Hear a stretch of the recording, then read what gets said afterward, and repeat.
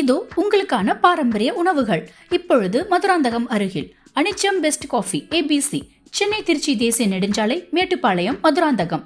அசல் சுவை அதே சுவை. இப்பொழுது அனிச்சம் பெஸ்ட் காஃபியில் தீரத்திலே படை வீரத்திலே நெஞ்சில் ஈரத்திலே உபகாரத்திலே நன்மையிலே உடல் வன்மையிலே செல்வ பன்மையிலே மரத்தன்மையிலே பொன் மயிலொத்திடும் மாதர் தம் கற்பின் புகழினிலே உயர் நாடு இந்த நாடு. நம்ம நாடோட சிறப்பு என்னன்னா, கிட்டத்தட்ட 1000 வருஷமா நம்ம யார் மேலேயுமே படையெடுத்து போகல.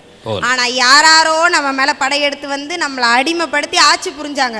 அவங்கக்கிட்ட நம்ம 1000 போராட்டங்கள் பண்ணி லட்சக்கணக்கான உயிரை விட்டு எவ்வளவோ ரத்தத்தை விட்டு சுதந்திரம் வாங்கணும்.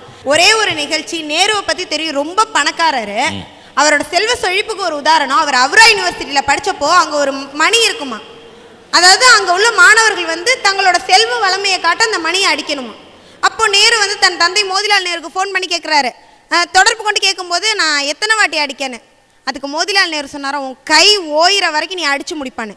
அவ்வளோ பணக்காரர், பஞ்சு மெத்தையில் படுத்து புரண்டவர், சிறையில் வெறும் தரையில் கையை குறுக்கில் வச்சு படுத்து தியாகம் பண்ணாரு. அது எதுக்காக? இந்த நாடு ஜனநாயகம் உரிமையை பெறணுங்கிறதுக்காக தானே. அப்படிப்பட்ட தியாகத்தெல்லாம் பண்ணி தான் நம்ம இங்கே சுதந்திரத்தை வாங்கணும். நமக்கு சுதந்திரம் கிடைச்சப்போ வின்ஸ்டன் சர்ச்சில் சொன்னார், நீங்கள் துப்பாக்கி எடுத்துகிட்டு வந்திருந்தீங்கன்னா நாங்களும் பதிலுக்கு துப்பாக்கி வச்சு சுட்டுருப்போம். நீங்கள் பீரங்கி தூக்கிட்டு வந்திருந்தீங்கன்னா நாங்களும் பதிலுக்கு பீரங்கி வச்சு சுட்டு நாங்கள் ஜெயிச்சிருப்போம். ஆனால் நீங்கள் அஹிம்சைங்கிற உணத்தை எடுத்துகிட்டு வந்ததுனால நாங்கள் தோத்துட்டு போகிறோம்னு சொல்லிட்டு போனார். அப்படி பாடுபட்டு வாங்கின சுதந்திரம் அடைஞ்சப்போ நம்ம நாட்டோட மொத்த பரப்பு என்ன? இப்போவும் அதே தான். 32,87,283 சதுர கிலோமீட்டர். நம்மளோட தலையாய பிரச்சனை உணவு பற்றாக்குறை. இன்னைக்கு அப்படியா இருக்கும்? உணவு உற்பத்தியில தன்னிறைவு, உற்பத்தியில முன்னிலையில் இருக்கிற 5 நாட்டில் நம்ம நாடு ஒண்ணு. பால் உற்பத்தியில முதலிடத்துல இருக்கும். அரிசி கோதுமை உற்பத்தியில 2ஆம் இடத்துல இருக்கும். செயற்கைக்கோளை எடுத்துங்க, அக்னி, சந்திராயன், பிரம்மோஸ், விஞ்ஞானத்தை எல்லாம் சுட்டு வரல வச்சுட்டு இருக்கோம். எல்லா துறையிலுமே 10% வளர்ச்சி அடைஞ்சிருக்கோம்.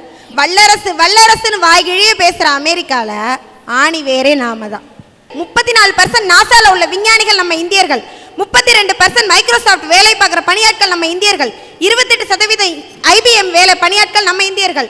17% இன்டெல் பணியாட்கள் நம்ம இந்தியர்கள். 13% ஜெராக்ஸ் பணியாட்கள் நம்ம இந்தியர்கள். இது எல்லாமே ஜெர்மன் நாளிதழில் வந்த தகவல்ங்கய்யா. நம்ம நாட்டோட பெருமைன்னு பார்த்தீங்கன்னா, ஒரு கிறிஸ்தவ மதத்தவர்கள் தெய்வமாக கும்பிடுற போப்பாண்டவர் நம்ம நாட்டுக்கு வந்தப்போ அந்த இந்திய விமான நிலையத்திலேருந்து இறங்கி கடைசி படிக்கு வந்தவர் கீழே காலை வைக்கல.